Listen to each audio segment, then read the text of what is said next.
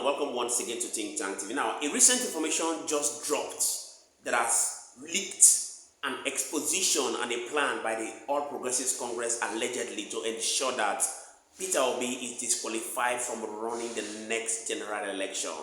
There is a plan to disqualify Peter Obi from contesting the 2027 presidential elections in Nigeria. You have seen it for yourself. Now, the question is, why will they want to disqualify Peter Obi? What strategies do they want to use to disqualify Peter Obi? And who are the people that have been marked to ensure that Peter Obi does not run for the 2027 general election? Let's take a look at the full analysis that was put out by Refresh Nigeria before I come back to give you my unbiased thoughts about it. There is a plan to disqualify Peter Obi from contesting the 2027 presidential elections in Nigeria. We need to know, how did they come about this plan? What roles does the Supreme Court of Nigeria, the Independent National Electoral Commission, INEC, and Julius Abure, the controverted Labour Party chairman, what roles do they have to play in this plan to disqualify Peter Obi? And then we look at what the way forward is.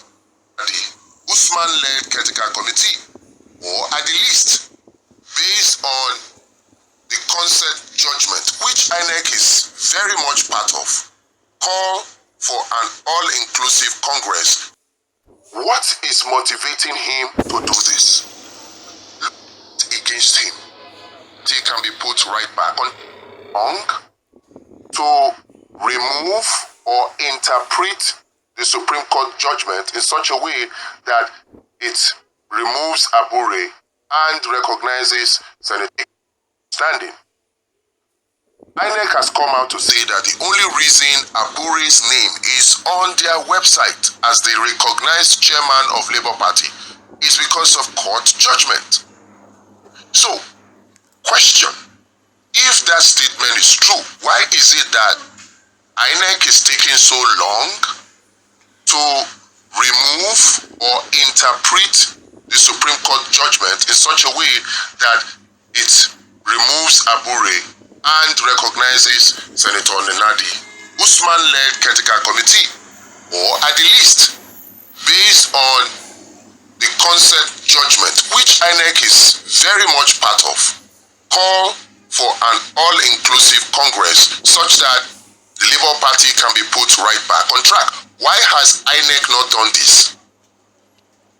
Okay? Before we answer that, even though it is very clear to Julius Abure that the odds are stacked against him, even though it is very clear that the majority of the members of the Labour Party do not want him to continue as chairman, Abure is still holding on, vowing to fight to finish. What is motivating him to do this? Look at these three key players and then put one and one together and then cast your minds back to what happened in Zamfara way back in 2015 and 2019, even 2023. You remember the tussle for the soul of APC in Zamfara State between then Governor Yari and Abure is battling now, until at the end of the day, the Supreme Court disqualified both camps and APC was shortchanged, disqualified from the governorship, the senatorial, the House of Rep. All their candidates disqualified. Farah was just a one-off incident. The same thing repeated itself in Rivers State when then Governor Rotimi Amici was battling Magnus Abi. Remember? At the end of the day, both camps were disqualified.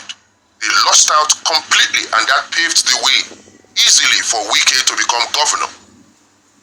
Now, take these two together. They say if something happens once, it's an accident. If it happens once, say it's a coincidence. But when it happens a third time, then you know that, it has become a pattern.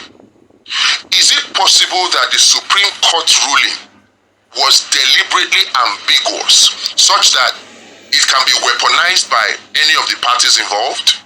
Because if you take a second look at the same Supreme Court ruling against Fubara. It was deliberately also, could it also have been that it was deliberately made ambiguous so that it can be weaponized by either parties, the Fubara party, the Wike party, and even the Tinubu party, which has led to a declared state of emergency that many considered to be illegal but ratified by the National Assembly, which included opposition politicians that you would have expected to stop. It's the same thing playing out here. Here is the kicker, the trick, the dangerous thing. The same thing is happening. Despite knowing that he doesn't have legitimate grounds to stand, he is still vowing to fight on. I'm talking about Julius Abure now. At the end of the day, INEC that could have taken decisive action but is delaying, Supreme Court that could have made its ruling very clear but made it, I don't know, maybe deliberately ambiguous, would then rule and disqualify both parties and say, oh, there's division in there. If they did the same ruling in Zamfara for APC that is ruling, they did the same thing in Rivers for APC that is ruling, what legal grounds can you, Labour Party, possibly stand on when they do the same thing to you, thereby leaving Peter Obi disqualified from running in the 2027 presidential election? What can Peter Obi do right now?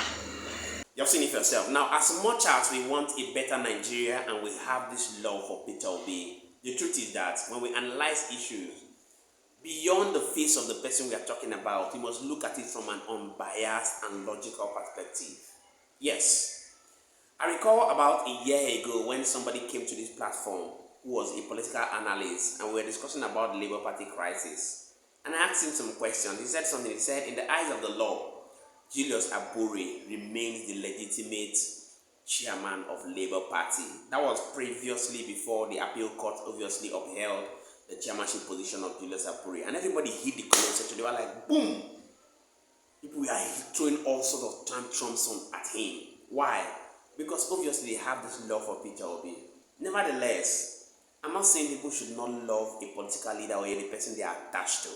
But if we want to come out to ensure that we're speaking truth to power, we must do our best to look at it from a logical perspective.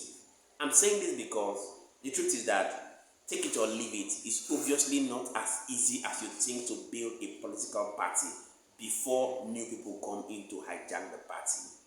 And if for any reason Julius Abure has done anything that the party leadership does not accept, the onus is left for the leadership of the party, or like Alex Oti, Peter Obi, Senator Nenadi, and others, to look at the issues critically and ensure that they solve the matter. Because the truth is that doing their best to use a means that is not legally legitimate to smoke Julius Abure out would obviously cause more harm than good. And a lot of people have said it point blank. If there are any allegations that the Labour Party chairman in person of Julius Abure has done, the onus is left on the leadership to come out and say this and this and these are your issues. Not coming up with allegations that are not substantial, just like the one of Natasha has come out to say that Senate President Godswill Akpabio, and up till now there are no proofs to solidify her claims and her allegations against Godswill Akpabio. The same thing in the national election of the Labour Party. A lot of people are looking at it that the possibilities of Peter Obi emerging victorious in the 2027 election is actually very slim, because he has come out to say that he's not going to be running on any other political platform, regardless of the coalition rumors that were rumoring everywhere. He said he was going to be running on the Labour Party presidential platform.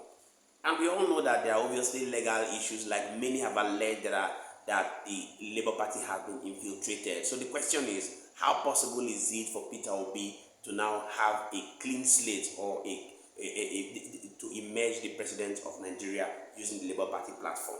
We'd like you to do well to ensure you drop your own thoughts in the comment section. Let's get to know what you think about what your analysis of the Labour Party political crisis is, and what you think Peter Obi's decision should be, looking at the analysis of Refresh Nigeria, which you just watched, and we shall continually be here to serve you. Many thanks indeed to all our viewers and returning subscribers. We truly don't take it lightly.